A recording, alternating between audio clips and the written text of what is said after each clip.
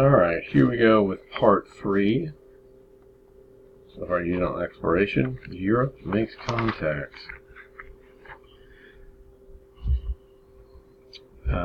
This just in, Africa is pretty darn big.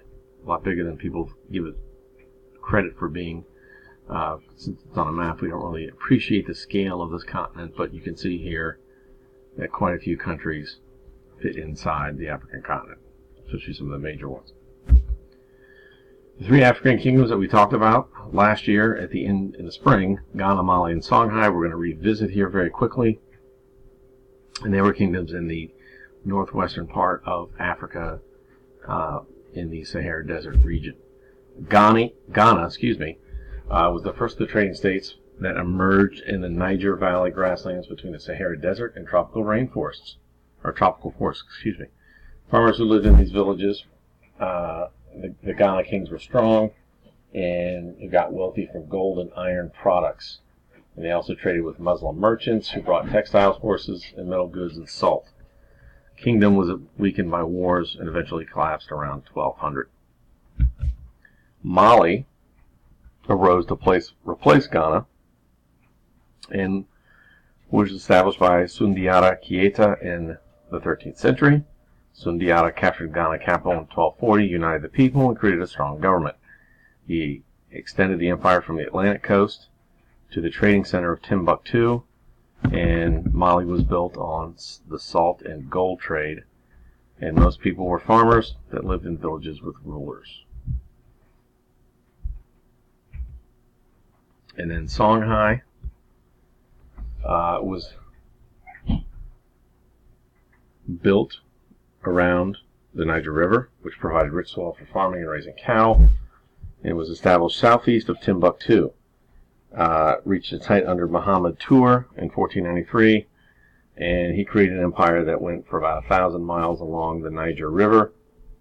And he had a large empire, and so he used local governors, or governors that controlled the local provinces. So they established a bureaucracy to run the empire.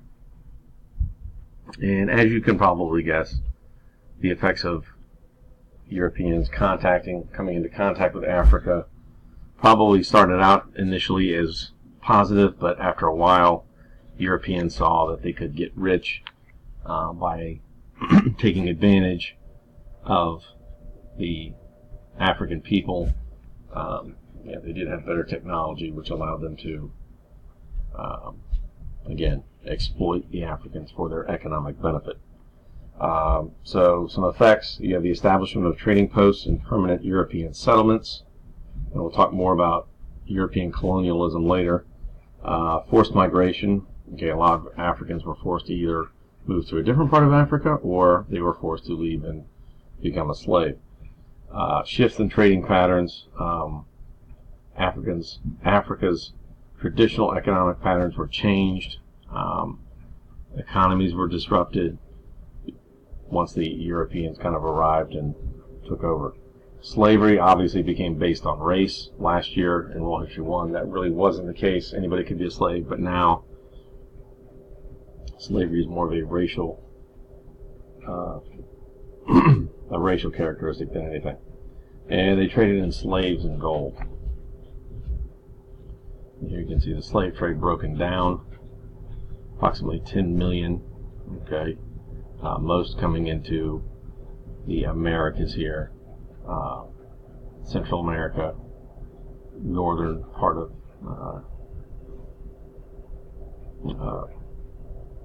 South America, and obviously North America. Which takes us to the triangular trade. Triangular trade connected Africa, Europe, and the Americas. The first part from Europe to the middle of the coast of Africa included already put together manufactured goods such as cotton, products, weapons, and liquor. The second part of the trade was from Africa to the Americas. It was called the Middle Passage, and this is where most of the slaves made their way from Africa to the Americas. Nearly 10 million between the 16th and 19th centuries were shipped to the Americas. And they were shipped there because of the disease that kind of wiped out a lot of the Native Americans, and they needed a labor force. So that's what the reason for bringing Africans to the Americas to work on the sugar plantations, tobacco plantations, etc. Any of the cash crops. The third part went from the Americas to Europe, completing the triangle. Sugar, molasses, cotton was taken from Caribbean to Europe. Cotton and tobacco was also taken from North America to Europe. And also anything that the Europeans could use to make themselves richer was taken from the Americas, from Africa, and generally ended up back in Europe. Which takes us, oh, a little backwards here, cross-section of a slave ship. Which takes us to the Americas, and the European nations raced to conquer the Americas. Again, the European countries saw Africa and the Americas kind of as a treasure chest of resources which could make them richer. But some bad things occurred, to put it mildly. One of the first things that was established was the rigid class system and dictatorships that would kind of stay around for a long time after the Europeans left. So the Europeans kind of left that legacy for the Americas to, I guess, try and sort through. Class systems, again, the Spanish were on top. Mestizos, who were part Spanish, part Native American, were in the middle. And then you had your Native Americans and slaves on the bottom.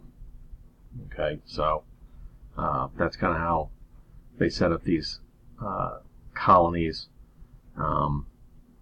because they had all the power and the control. Africans were brought to the Americas as slaves. Again, we talk about the Middle Passage. Okay, and the colonies imitate the culture of the parent country. Okay, that's why when the first colonists left England to the Americas, or North America, and they started New England. Okay, same thing with the Spanish when they arrived in this part of Central America and the southwestern part of North America. They called it New Spain. So they spoke Spanish. That's why they speak Spanish in Mexico, because of the people that came from Spain. So you had England, New England, which is North America, Spain, New Spain, which is also Mexico.